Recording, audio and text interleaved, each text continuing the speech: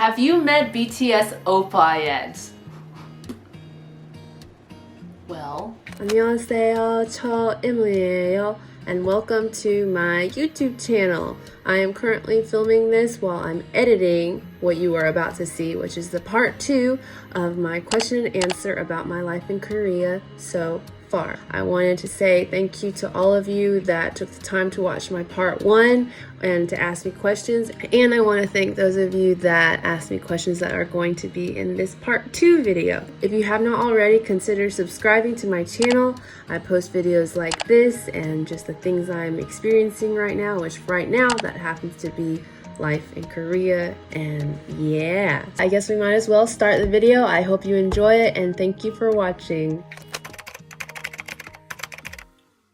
so what do you like most about living in Korea? If I had to wrap it up, it would be the convenience of everything. There's just like little things that just kind of, you're like, oh, that's really convenient, that's really nice. When I wait for the bus during the winter, the seats are heated. And I remember riding the subway in Daegu, an above subway, and I noticed that the window would like change color. Am I imagining this? Because you could still see outside, but it was just like suddenly translucent. I realized with my friend that it changes when the sun is about to hit your eyes. I was like, whoa, that's crazy. Another thing is you can return items from your doorstep. I didn't even know that was a thing. I guess the other thing I would say that kind of goes in with the convenience thing is the transportation is amazing here. I lived in an area where public transportation was not the main thing. It was you had a car.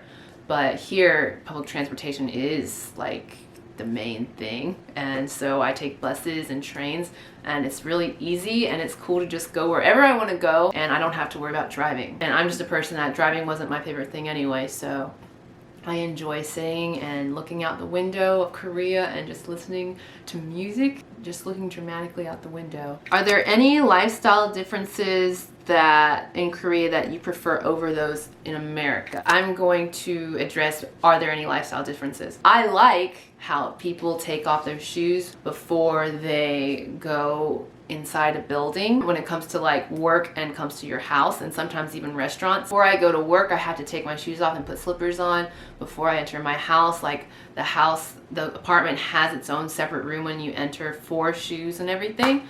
And I've gotten used to it, and I now can't imagine doing otherwise. Like now when I think back to how I used to just walk through my house into my room with my shoes on. People for house parties and stuff just come in with their shoes. It's dirty. Now it's kind of a pain whenever I put my shoes on and I forgot something and I don't want to take my shoes off. So I'm doing like this whole gymnastics quest to get the forgotten item. So I guess that's a downside, but I do like that lifestyle difference, and I feel like when I go back to America, I could see myself still doing that if I have my own place. A lifestyle difference in Korea that I do not like, I completely despise, it's very common to not have shower doors. I don't really get it. It makes the whole entire bathroom opposite of dry, and I kind of hate it. So that's the one thing that I really don't like. What culture difference do you come across most often within social settings? The social protocol for addressing and interacting with people older than you and your coworkers is much more than I would say it is in America. Whenever I'm walking the halls in the school or entering a room and I see someone, I always go, 안녕하세요, or yo, you know, that kind of thing. Or if you say thank you, it's always like, oh, 감사합니다. When you give something to someone or you take something, it's always taking with two hands or just giving the impression that you're taking it with two hands. Sometimes still wonder if I'm doing things correctly. So for me, first came into the classroom, they had a class president, and the class president said something, and then everyone stood up and they all bowed to me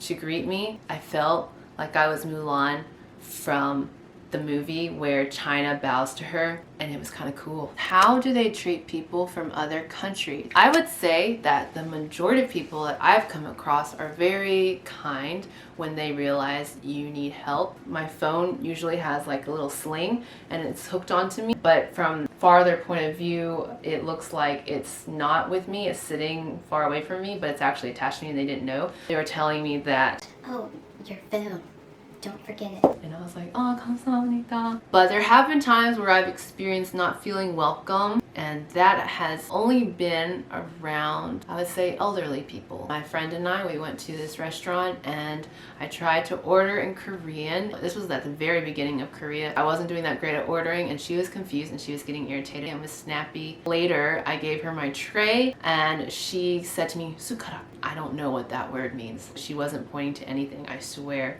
And she just kept saying, "Sukara, sukara, sukara, sukara," and I didn't know. And then she goes, "Hi," and then she grabs the spoon. Oh, so that's what sukarak is. I never go to that restaurant, but I will never forget that spoon is sukarak.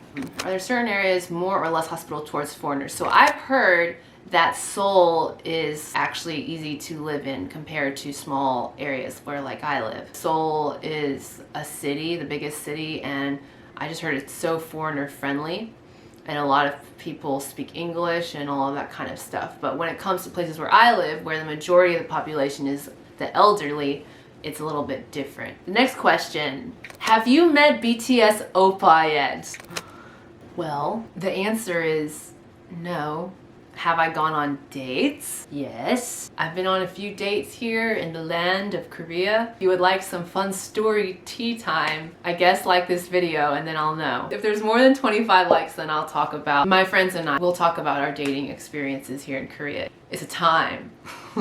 And I'm kind of mixing two questions. Where is the prettiest / your favorite place in Korea that you've been so far? I've been to Seoul, Daegu, Busan, and Gimhae. I feel like I still need to go to those places to really experience it, but honestly, the place that's really struck me, and maybe it's because I'm just a small town girl, I guess, is Cheongdo. And no one's probably heard of Cheongdo, but it's a small town, and I hiked up a mountain with my friends to go to a temple, and you could see all these fields and the little city it is, and the mountains are huge, and they just surround, it's like these huge mountains that just surround Cheongdo and the city, and I thought it was so pretty. And we were there when it was golden hour. And our last question, what's the first thing you did that makes you feel a sense of accomplishment? I'll kind of rearrange the question. The moment I can think of that made me feel the most accomplished was when I suddenly had a dermatologist appointment. It's in Daegu, and I've never traveled outside of where I live on my own because I'm always with my friends and they have been to Korea before and they speak Korean, and so I'm always kind of like taken care of. I went to the right train, I got off the right stop, and I even spoke in Korean and asked strangers for help and they helped me. I rode the bus and then I was walking through using my GPS to get to the office, read signs that were in Korean and saw that that place was my building. And after that I shopped and I ate on my own and I was on a high. Coming here in Korea, I sometimes feel incompetent. I feel like an idiot because I don't know the language that well. Things that aren't complicated are more complicated. And this moment made me realize, Emily, you can do it, and you did do it. My goal for this year is to go on one solo trip somewhere I've never been before. I definitely will, of course, bring y'all with me when I do that. Those are all of the questions, and I thank all of you for asking me questions. Let me know in the comments below if you have any more questions or any videos you're interested in seeing. Consider subscribing because I'm going to keep posting videos,